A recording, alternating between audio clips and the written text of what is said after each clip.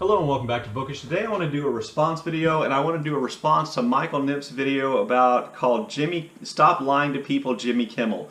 In that video, Michael, who's awesome, and I watch a lot of his videos, even though I don't always respond, and sometimes we don't have the same reading taste, Michael essentially takes Jimmy Kimmel to task for doing those kind of man-on-the-street interviews where he makes people look stupid. And the thing he's particularly irritated with Jimmy Kimmel for making people look stupid about is not being able to name a book. Apparently Jimmy Kimmel goes out and asks people to name a book, and people can't name a book. Well, Michael's right. They edit that so that only the people who can't name a book are the ones who end up in the video. So it makes people look a lot more stupid, or a lot less literary, or a lot less educated than we actually are. And to be honest with you, as a former and still current public educator, those things irritate me. Things where they try to make us look stupid and less educated than we are always irritate me, because sooner or later that kicks back on public school teachers and how schools are failing teachers, etc.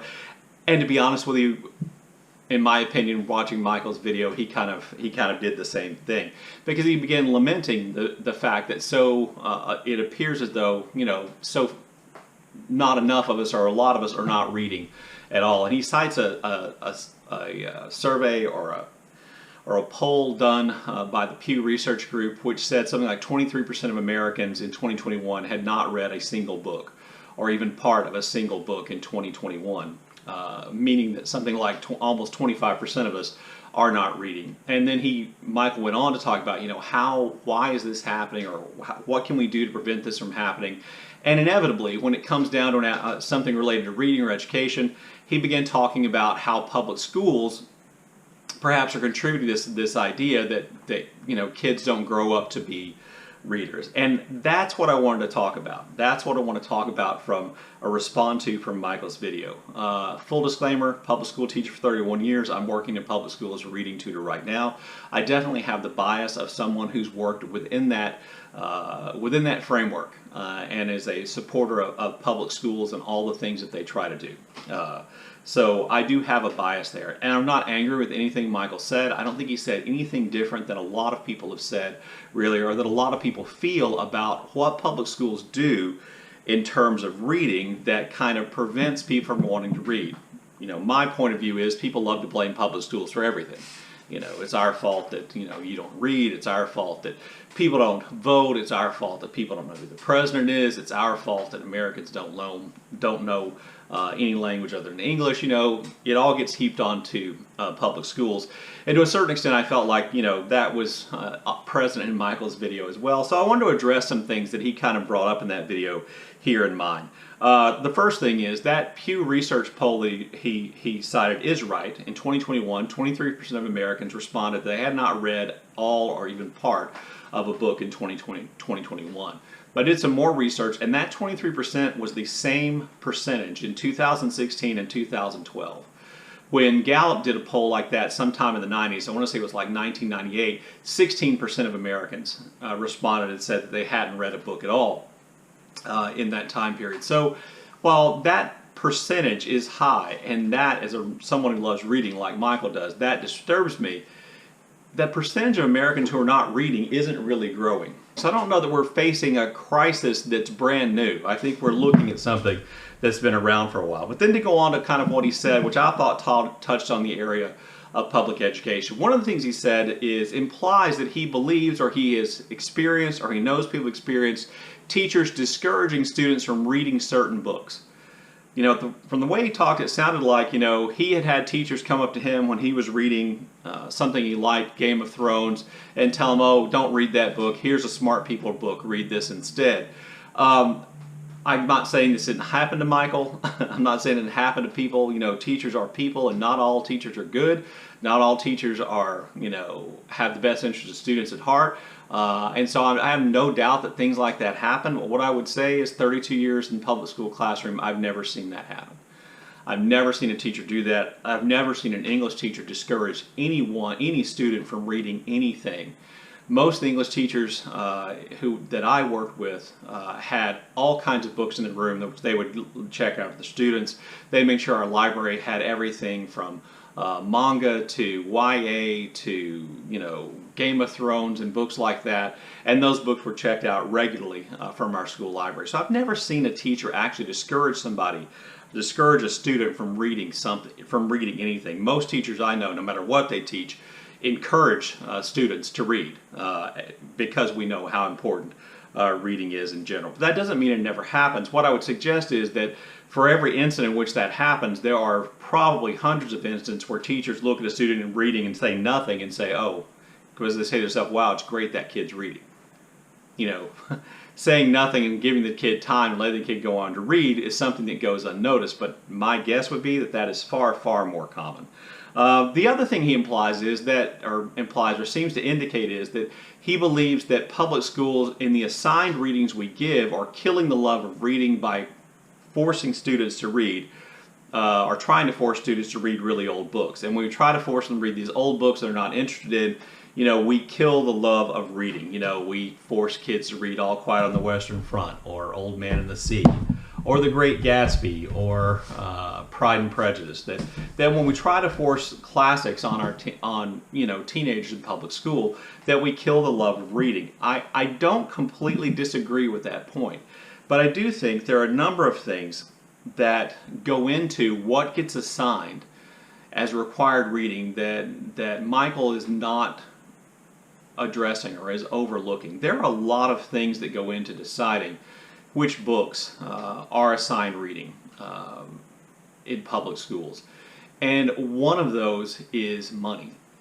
Which books can we assign that we can buy hundreds, if not thousands of copies of, hand out to our kids, know that we're going to be able to replace the damaged and ruined ones next year, and have those books on hand so our kids can read. Public schools do not get a tremendous amount of money, not compared to all the things they have to do. And one of the areas where they spend the least money is actually in buying classroom sets of books. So when they get, you know, classroom sets of The Great Gatsby, they keep them and they teach The Great Gatsby for a long period of time because they don't have the money to go out and buy other newer books. Additionally, but related to that issue, is controversy. You know, the truth of the matter is The Great Gatsby might have been controversial in its day. Certainly Huckleberry Finn became controversial again 30 or so years ago. The last thing a school district wants is to go out and buy, let's say, the hottest new book that teenagers or middle schoolers want to read, and buy hundreds, if not thousands of copies of that book, and then have that book become a subject of controversy at the school board, in which the school board is going to tell them you can't use that book because now they have spent money that they could have spent on other books, and they can't use that book. And you and I know that's happening more and more often in the United States of America today.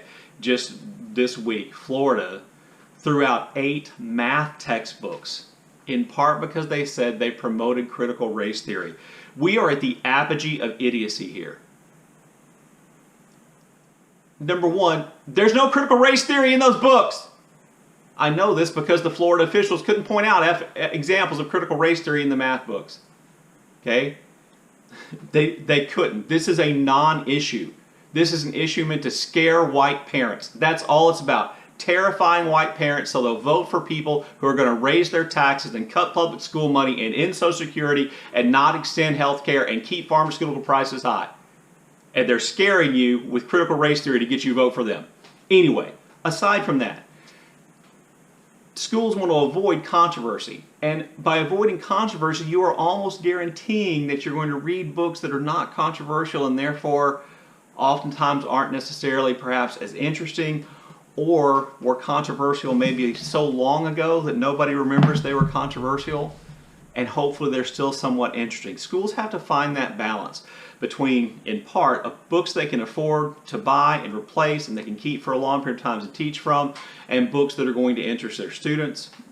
Those are real issues. Additionally, one of the other things about teaching reading or teaching reading or literature in school is we have to be able to assess it. Schools and teachers have to assess student progress and student learning. So one of the great things about books that have been around for a while is that the assessment and the ideas have been out there for a long time. Teachers are well aware of them, and those assessments are easier to create. You may think, well, teachers are just being lazy. Again, teachers can't afford to go out and buy books for all their students, copies for all their students of the latest book that students might find interesting. They can't afford to do that. Okay, it just can't. School districts can't do it, and teachers certainly can't do it on their own. Okay, so there's that. Second, if they did buy these new books, they would have to be able to make sure those books can be assessed, that those books are teaching skills that they're supposed to teach, because guess what?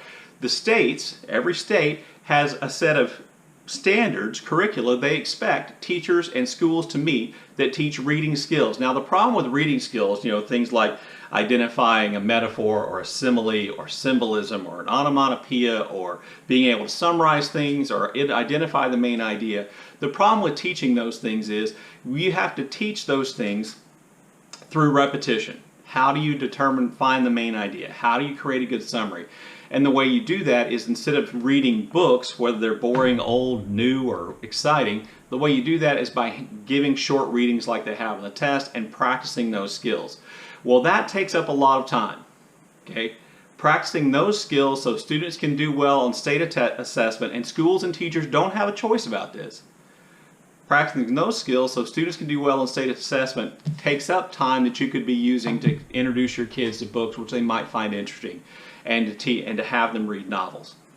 That's just the way it is. And schools are really in a no-win situation there. Okay? If they went out and bought, all the latest, if back in the day they'd gone out and bought, the first Harry Potter novel, and they'd made that their assigned reading, they would have run into controversy. They would have run into expense. Do those stories contain things which they can assess, which are on the state test? Those are real, actual problems. Okay, so when it comes time to assigning a reading, that's why oftentimes books that we all know, and books that I agree with you, lots of teenagers don't find to be particularly exciting. That's why those are the books that are assigned, because of cost, because of lack of controversy, because of their accessibility. Those things all have to be taken into account. So it would be nice if public school teachers could just have their kids go to the library, pick out whatever book they wanted to, say, okay, you're gonna read the book you chose based on your interest over the next 2 weeks. At the end of that 2 weeks, I'm going to assess what you learned.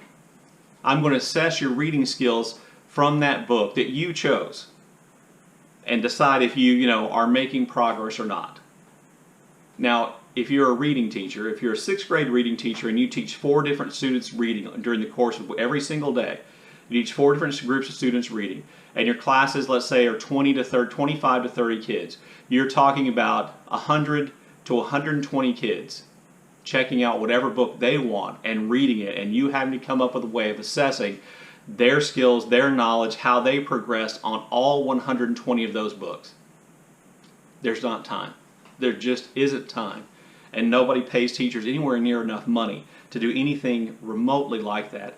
And this would assume then that that's all the teacher's doing, and I can assure you it's not, because most reading teachers also teach social studies or something else.